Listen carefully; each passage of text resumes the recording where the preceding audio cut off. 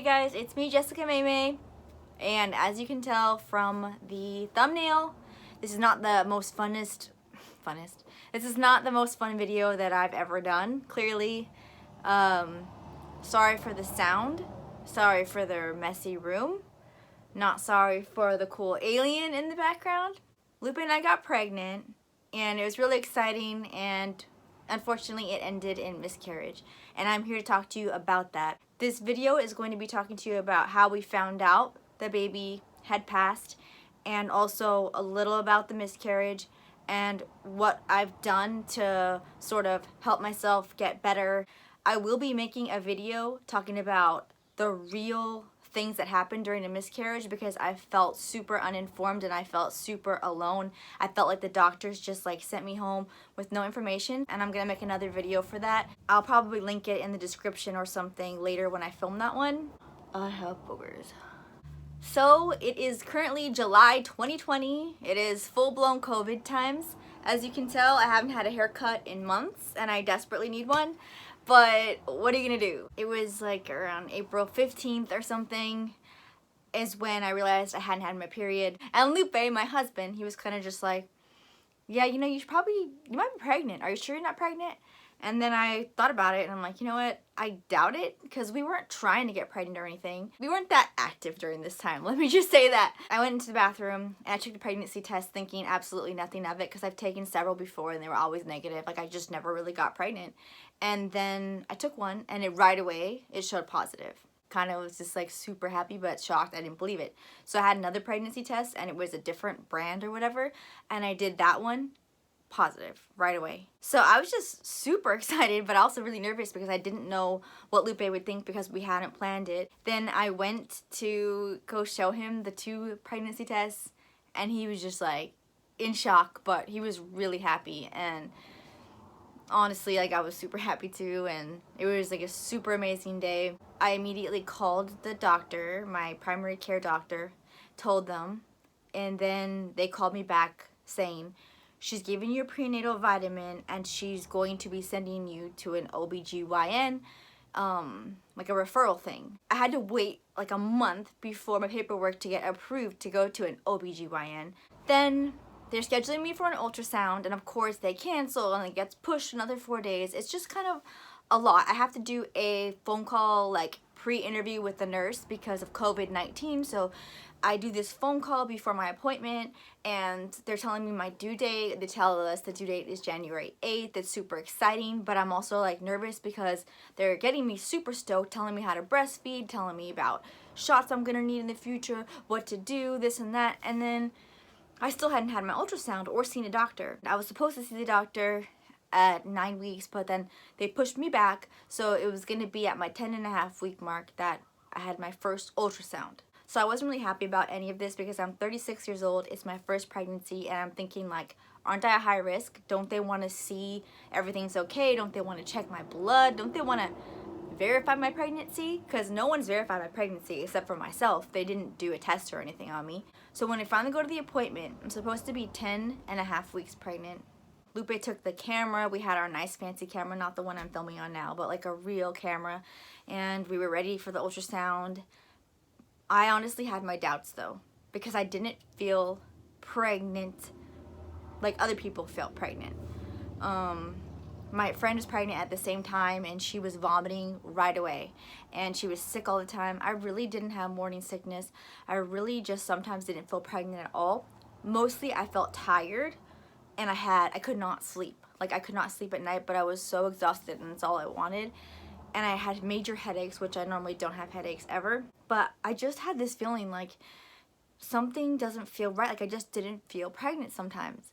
And so my husband was like wanting to tell everybody in his family, and I'm like, no, like, let's wait until we see the heartbeat. All I want to know is that there's a heartbeat. Like, I just had this feeling like I want to see the heartbeat. So we went to the ultrasound, we got in the room, the doctor's all happy, everyone's all like, you know, we're all happy. But I did tell her before she did the ultrasound, you know, I don't feel pregnant. Like, it's really weird, I just don't feel very pregnant. She's like, oh, don't worry about that. And then they're joking, her and my husband, saying like, oh, you're lucky, like, you don't feel pregnant. Don't wish for symptoms because it's not fun, and some people never feel pregnant. You know, you'll be fine. So I lay down, she does the abdominal ultrasound, and like, it's pretty quiet. And right away, like, it felt like within like a minute, she's like, yeah, so this is where your baby is, and you know, there should be a heartbeat jumping out at me, but it's not. So like, that's the words that I will never forget, is when she said, the heartbeat should be jumping out at me, but it's not. And that's when I was like, okay, like, why did I have this feeling? Like, why did I just know? Hold on. So after she told us she couldn't find the heartbeat, she stopped the ultrasound right away. She took some pictures and she said, the baby's measuring 9 weeks, 4 days, but from what you're telling me, based off your last menstrual period, you should be 10 weeks, 10 and a half weeks, 10.5. So the baby was measuring like a week late, but I just was like, well, I was in shock. I did not cry. I just sat there like, what? Like, because she basically was like, we're going to send you right away to another place. They're going to do a transvaginal ultrasound, which will get a better picture to see if your baby has heartbeat or not. So I thought like, oh, I guess this is something that happens. Maybe, you know, it's just how it is. She's like, hold on. They left the room and it was awkward. And then she comes back in and she's just like, miscarriage is not something that happens because of something you did. And I'm like, just kind of telling me like, you know, it happens. It's not your fault. But I'm here like, wait, did I miscarry or not? And they ended up saying like, oh, we're gonna have to call this other place. They're gonna get you in today. Don't worry. Just like go home and we'll tell you what time to be there. So as soon as we walked out, of course, as soon as we got out the building, like the tears came. And my husband he was in shock. I felt so bad because he was so excited and he was so confident that things were good. But I had my doubts. I don't know why. Maybe it's just like a mother's instinct, but I just felt like something wasn't right. Then what happened next was not fun. What happened next is probably atypical. This probably doesn't happen to a lot of people, but this is what happened to us. We had to wait 3 hours or 4 hours, some crazy amount of time, between my abdominal ultrasound with no heartbeat to the next ultrasound, which was supposed to confirm viability. It was called like I don't remember exactly what it was called, but on the paper it said like possible missed abortion, which is like something you never want to read. Like the word abortion, it just sounds awful and it sounds like you had an abortion, which is not what I did. I didn't want this baby to pass, so like reading that was like painful. I think it was called a limited ultrasound, and they're supposed to see if there was a viable pregnancy. I had to drink water. They said come with a full bladder. So like an hour before, I drank like 2 huge things of water. So I really had to pee by the time I got there. When I got there, they're like, oh yeah, just sit down. It'll be a minute. And then I sit down, I'm having to pee. I am like almost shaking that I have to pee so bad. I go up there, I'm like, what's going on? Like, I need to be seen now. Like, I'm gonna pee myself. She's like, oh, your insurance hasn't been approved yet. It's gonna be another minute. You can go to the restroom. And then you have to drink more water. And in the end, what happened was my insurance didn't approve it in time or whatever. So they had to send me home. They sent me home. I was like, I'm off tomorrow. Can I come in tomorrow to get this rushed? Because it was a rushed ultrasound thing. They wanted to confirm viability immediately. And they're like, oh yeah, we don't have appointments for you tomorrow, but you can come the next day. But of course I worked the rest of the week. And the last thing I wanted to do was go get an ultrasound and find out the baby had no heartbeat and then go to work. So I was like, you know what? No, I'm not going to do this. Like, I'm not going to come in. I'm not going to rush this. Like, the baby's still in my body. I still felt like pregnant how I had felt. Like, the small symptoms that I had, I was still gaining weight. My stomach was still, I had a little belly bump. Because I had to work the next few days. And then we had a vacation planned. We were going to the Sequoias, which was, we're going to be outside. We're going to be wearing a mask. And we're going to be avoiding people. And I just told my husband, I'm like, I want to go on this trip still, and hopefully the baby doesn't pass. Hopefully, maybe the baby still has a heartbeat. We'll just do this ultrasound after we go on vacation. We went on our vacation. It was really nice. We were in the middle of nowhere, and unfortunately when we got back the next day, we went to the ultrasound for the second one, for the viability, the transvaginal ultrasound. The tech at this place couldn't tell me anything, so I was just kind of like wondering. And they wouldn't let me leave this office because it was a rush ultrasound until they spoke to my doctor. So she's like, stay here. When I tell your doctor the results, then you can leave, and then your doctor will call you. Because my doctor also promised that she was going to call me. So when I left, I didn't get a phone call from my doctor. And it was already getting close to like 4 or 5 p.m. And I was like, what the heck? Like, I want to know. Like, clearly my doctor knows already if the baby has a heartbeat or not. So why isn't she calling me? So I called, and of course, like, no one calls me back. So then the next day, I call again. I'm like, look, it's already been a day of me waiting to find out if my baby's alive or not. Can you guys please tell me? Does the baby have a heartbeat? And finally, the doctor calls me back, and she tells me over the phone that the baby did not have a heartbeat. And I asked, had it grown at all? And she said no, it showed like 9 weeks, 4 days. So it did pass, and it was just...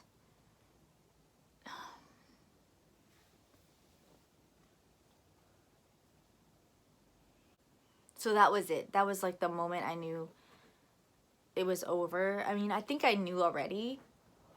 But like, that's what solidified everything. After I found out, she asked me what I wanted to do, and I had no idea, even though I had looked up the 3 different things you can do. You can do a DNC, which is a surgery. You could take a pill, which will help speed up the process, like to get the baby out, or you could wait for it to happen naturally. We were reading up on it. My doctor didn't tell me much. They're just like, which one do you want? And I had to Google myself to find out, like, oh, you know, you might end up at the ER anyways, because my baby was kind of bigger, because it was 9.5 weeks. And so my husband's like, instead of just rushing to the ER, why don't we just get you the surgery? So I said, okay. We called the doctor back. We told him I wanted the DNC. My doctor was emailing me just saying like, okay, your surgery is scheduled. You're going to have to do a COVID test on Monday. Then if you're negative for COVID, we'll go ahead with your surgery. I'm not sure exactly what time. I'm not really sure about which kind of anesthesiology you're going to get. And it's like, and that part bothered me, because it's like, well, why can't I discuss what kind of anesthesiology I want? Like, am I going to be awake? Am I going to be asleep? What are you going to give me? Like, what if I have a reaction? It just kind of scares me. It's a surgery. Then she just wrote in the email something like this: like, if you pass the baby naturally, then just call my office on Monday, because you will need a RhoGAM shot and we'll cancel your DNC. A RhoGAM shot, this is something you need if you have a negative blood type, an Rh negative blood type. You have to get this shot within like 72 hours of a miscarriage or birth, because your body could, like, I guess, reject your next baby if they're like a positive. I don't know. It was a holiday weekend, so everything was closed. I had started light bleeding the day that she emailed me that morning. Pink blood, light pink blood. So I emailed her right back saying I actually have light pink blood. But my friend, this is crazy. This is another crazy part of this whole story. My friend was pregnant at the same time as me. She had a miscarriage literally like 3 hours before me, but she had light pink blood like 5 or 6 days before I did. And then she had like a long period of nothing before her miscarriage came. So I thought, okay, like, I'll have the light pink blood, but I'll still be able to make it to the surgery, or at least till the office opens. That's not what happened. My friend was not prepared, and I was not prepared with how much we were going to bleed, what items we would need. Doctors don't tell you anything. I feel like maybe they don't want to scare you. I don't know what it is, but it makes you feel really stupid when all of a sudden, like, you're literally gushing out blood. I will make a separate video, and I will put it link in the description. I ended up having the miscarriage on July 4th. It started on July 3rd when I had the pink blood in the morning. Then nothing happened for the rest of the night. Nothing at all. And then at about 11 p.m. I started feeling cramps. Like, period cramps kind of hurt, and my back started hurting. Then it got really bad, and I was like, oh my gosh. So for 2 hours, like, it was bad. And then all of a sudden, like around midnight, my husband went to go take a shower, and as he's in the shower, I was just laying down, like, playing on my phone. I had a gush, and it went through my pad, through my underwear, through my pants, onto the couch. Like, that's how bad it's gonna be, and people don't warn you about that. It went on all night. It went on of me gushing and me bleeding. until 6 a.m. I should have went to the ER because I lost so much blood, but because of COVID-19, my friend had went to the ER, and she couldn't be seen by a doctor. Like, they basically were just making her wait there alone. Her husband couldn't go in. I felt like she was just waiting there in the hospital alone, waiting to be seen by a doctor while she's bleeding through everything. And I'm like, dude, I could just do that at home. Like, I'd rather be with my husband. So I made the choice to not go to the ER, even though I should have. I was dizzy. I could barely stand. I couldn't walk. I couldn't even I was laying on the floor. I couldn't get from the floor to the toilet. Like, it was bad. I'll go into the details on the next video. Like I said, by the next morning, I got orange juice, McDonald's. I was able to eat finally, and I started to improve and feel better. I'm still bleeding now, and it's already been like 6 days. I still cramp once in a while, and I'm not really sure like if I passed everything. For me, my doctors just said, well, my doctor's out of town. So after I had the miscarriage, I went in to see a different doctor, and a lot happened there, which I'm not going to tell you at all about because it was so traumatizing. I'm not going to tell you what happened at this appointment, but I did get the Rogram shot, and then he just said come back in a month and just for a follow-up. But my other friend who had the miscarriage, she actually is going to the doctor every week to test her HCG levels to make sure that they're at 0. And I just felt like, I feel like I'm just like, all right, you had the miscarriage. See you next time. How come no one's checking my HCG levels? I'm not sure. I don't know if I had the best doctor for me or not. Maybe I don't. That's what happened. We found out we were pregnant. Found out there was no heartbeat. I went 3 weeks with this baby inside me that didn't want to come out until I found out, you know, there is no heartbeat for sure. And then the baby decided to come out. It was called a miscarriage, what I have. I held on to the baby for 3 weeks in my body, and it had already passed, but it just didn't want to come out. My doctor put me on disability. A lot of it is mental healing because there's no way I could go to work right now. I cried a lot. I do cry a lot, and also I do still have some pain. I'm really dizzy when I stand up still, and it's been like, what did I say, 6 days? But standing up, I get so dizzy, and my job requires me to do a lot of lifting and bending down, and there's no way I could do that because just tying my shoe, I'll get dizzy still. I lost so much blood from the miscarriage. I should have went to the ER. I most likely, I really am pretty positive I should have had a blood transfusion, but I didn't. So yeah, I didn't even tell anyone at my work why I'm out, but I finally decided to just tell everyone on Facebook and on the internet what happened. There's so much unsaid. I don't understand why it's so hidden, so secretive. If you want it to be secret, that's okay, but part of the healing for me is talking about it. And also the fact that my friend experienced a miscarriage hours before mine, and we both were not prepared, and we were both just like, why didn't our doctors tell us this?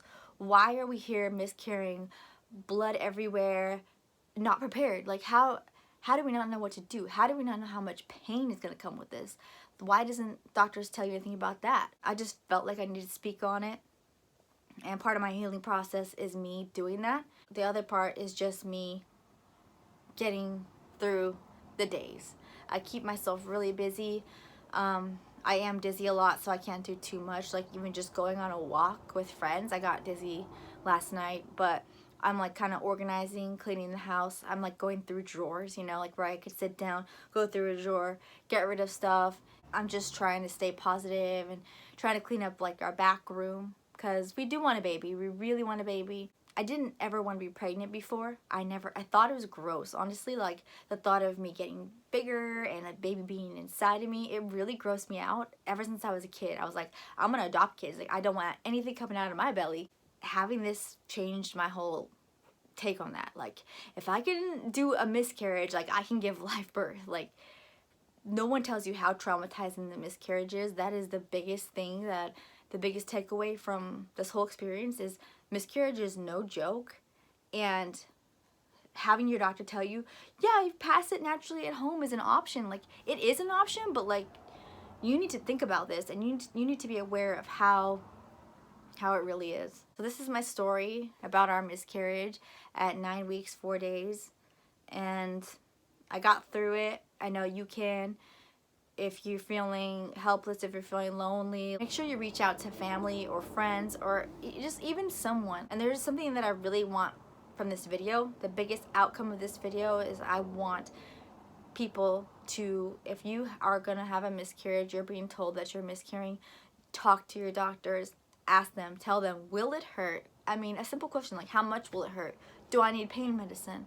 Am I gonna bleed a lot? Like, doctors are gonna avoid it. They don't want to talk about this, but they should tell you. I'm going to make a video about what you actually are gonna need, because we live in a small town. Everything was closed and I had nothing I needed.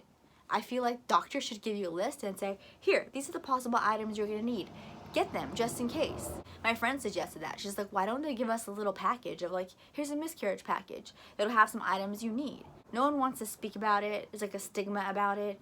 I'm not embarrassed about it. I'm really sad about it. I'm really sad about losing this baby, but I can grow from it. I can help other people, and that's what I'm gonna do. I really do hope you like this video. My next video is gonna be much darker, much more detailed. It's gonna have the full effects. That's my video. I hope I covered most things. So you can get through it. You will get through it. And I hope everybody's out there making their rainbow babies soon. I know we're gonna try, so just wishing you guys lots of love, and know that there's someone out there that's willing to help you, willing to talk to you. Take care. Thank you guys.